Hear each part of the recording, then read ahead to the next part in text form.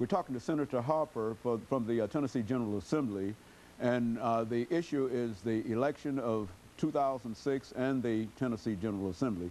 And of course, Senator Harper, you were telling us about people participating in the suffrage this time around. And it's very encouraging to hear this. Well, one of the things I think we forget sometimes as we complain, if you don't cast a ballot, you really should not complain, particularly not to those people who win the election and those people who went to the polls to vote. And I think many times that particularly females forget it was 1920 when we got the right to vote. Hasn't been that long ago. So we should participate excessively because of the struggles that others did for us to have that right. This time, I think there was anxious anticipation, but they still did not anticipate the number of people who would become involved in this process. Was it that large? Oh, it was that large. It was much larger than it has been, and it's an off year because it's not a presidential race. Generally, when the president runs, people vote, and the interesting thing is, so many people vote on a national election. And they are not interested in what happens to them locally and on the state, right here in the state. And I don't think they recognize that the power comes down from the federal government to their state people. And then the state people give locals the power. So when they vote for a president, I think it's wonderful to vote for the president. The president doesn't know you as a general rule, but your state legislator or your city council member normally do. So I would encourage people just to vote every time there's an opportunity. And if you're not happy with those who are on the ballot, write your name in. I'll draft you someone to write in. There's on every voting machine, there's a place for writing. Write something That's exactly right. All of us should do, and particularly when we look at our past history. Now, when we look at the vote this time, what you'll find is that many people voted for the governor and didn't vote for anybody else. Some voted in the Senate and didn't vote in the House race, and you know, nationally. Some voted in the Senate race on the state level and didn't vote in the House race. Some voted in the House and you have that right. But you still should participate. That's what is so. And I encourage people, carry your children to the polls with you. And that's how you indoctrinate them, and you help them to know how important it is. Now, if we look at the election on a state level, there really was not that many seats that were vacated and new people coming in. Here in Davidson County, we have a council member who is now the state representative for the 54th House District. And but Representative Pruitt was returned, and I was returned. And then on the House side, everybody else was returned. On the Senate side, there was a member out of Jackson, Tennessee, who came in 4 years ago as a Democrat, and he switched midpoint to the Republican Party, and he was defeated this time.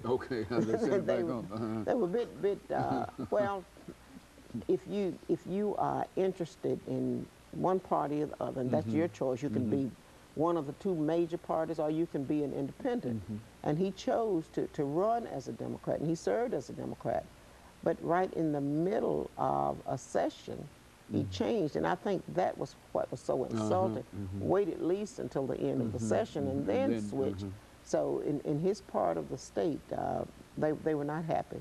So they returned that seat to a Democrat. Very good. And there is the expectation that he will serve out his 4 years.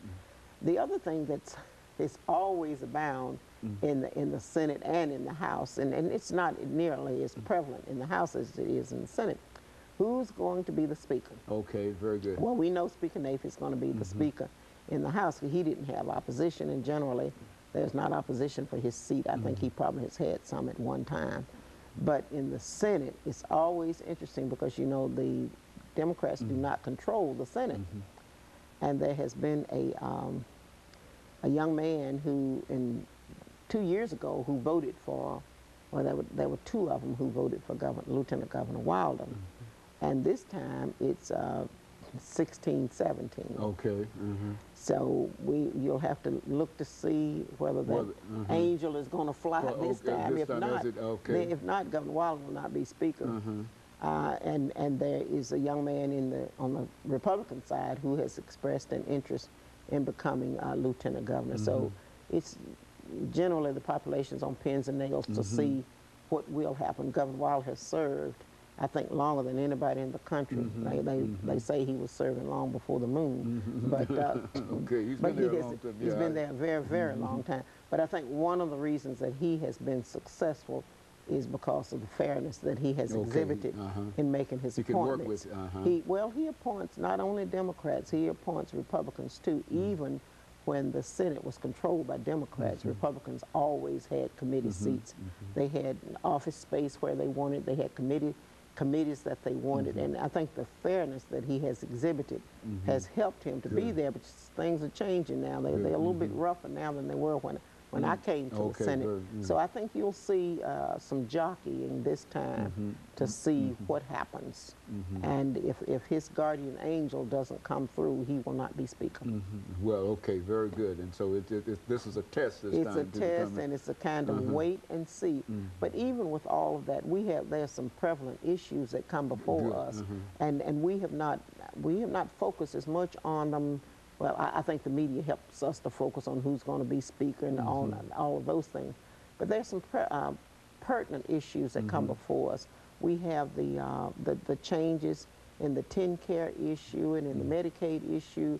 We have a prison issue that our population isn't paying attention to. You know that the state has private prisons, and there's been a mandate out of Governor Schwarzenegger out of California has said that they are overcrowded. They're heavily overcrowded. The private prisons.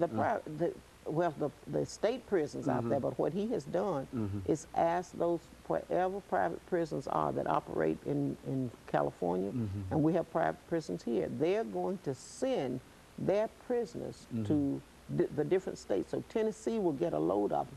And what he has said is, when they flatten their time, do not send them back to California. So we will have a new population of prisoners from different parts of the country, but particularly originally from California.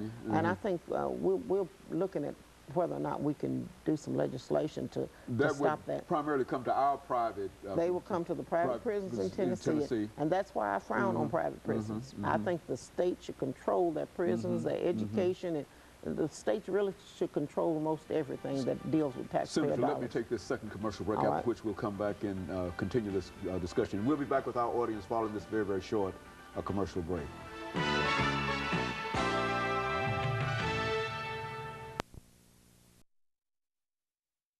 Guest is Senator THarper.